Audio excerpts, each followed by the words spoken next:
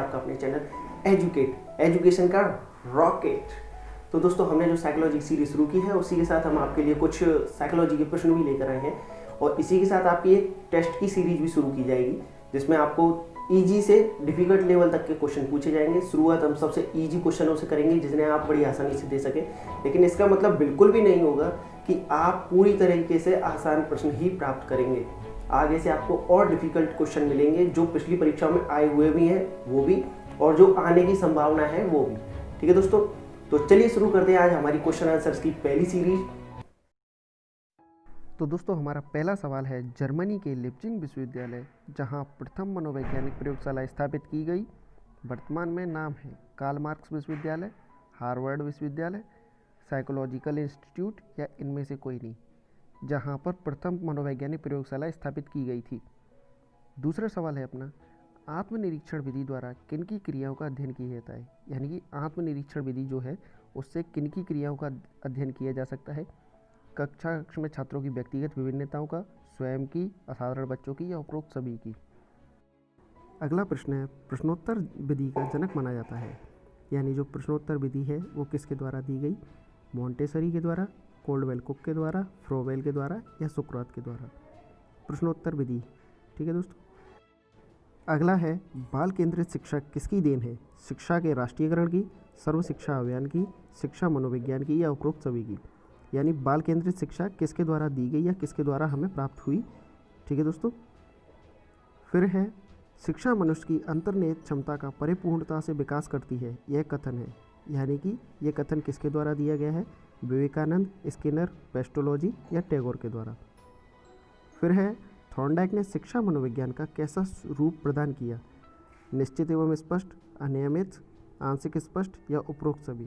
यानी थॉर्नडाइक ने कैसा रूप प्रदान किया।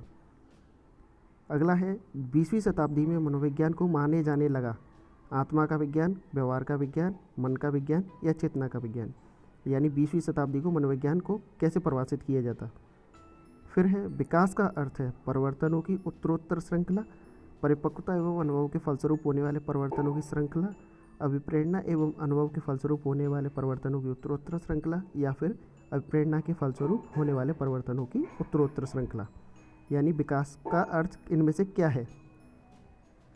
फिर है, मनोविज्ञान को दर्शन शास्त्र से अलग विज्ञान का दर्जा दिलाया, यानी जो दर्शन शास्त्र की शाखा थी मनोविज्ञान उसको अलग विज्ञान का दर्जा किसने दिलाया।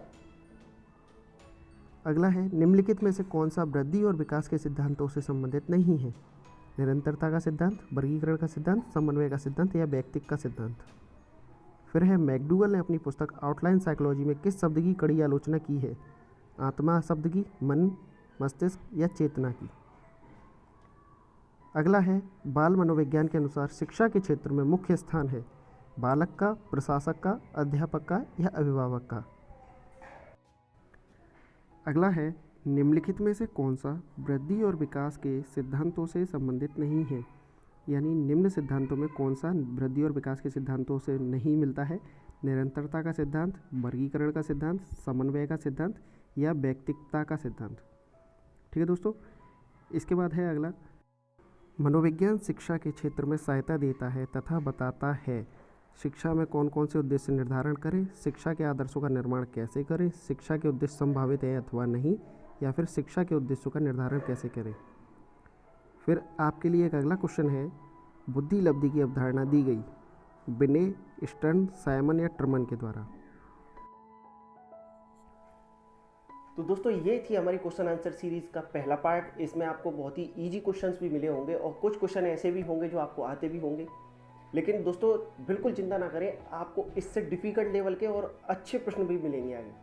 ये ना समझे कि ये ऐसे सवाल दिए हैं, इतने इजी क्वेश्चन है, ये तो हम बड़े आसानी से कर सकते हैं, ऐसा बिल्कुल भी नहीं होगा। आगे से आपकी डिफिकल्टी का लेवल और बढ़ता जाएगा, साथ ही साथ आपको एक क्वेश्चन ऐसा दिया जाएगा जिसका आंसर आपको देना ही देना है। ठीक है दोस्तों, तो हमारे साथ बने रहिए, जुड़े रहिए हमारे साथ, हमारे चैनल को सब्सक्राइब कर लीजिए और अपने सभी दोस्तों को शेयर ज़रूर करें ताकि उनको भी इस चीज़ का फ़ायदा मिल सके। धन्यवाद।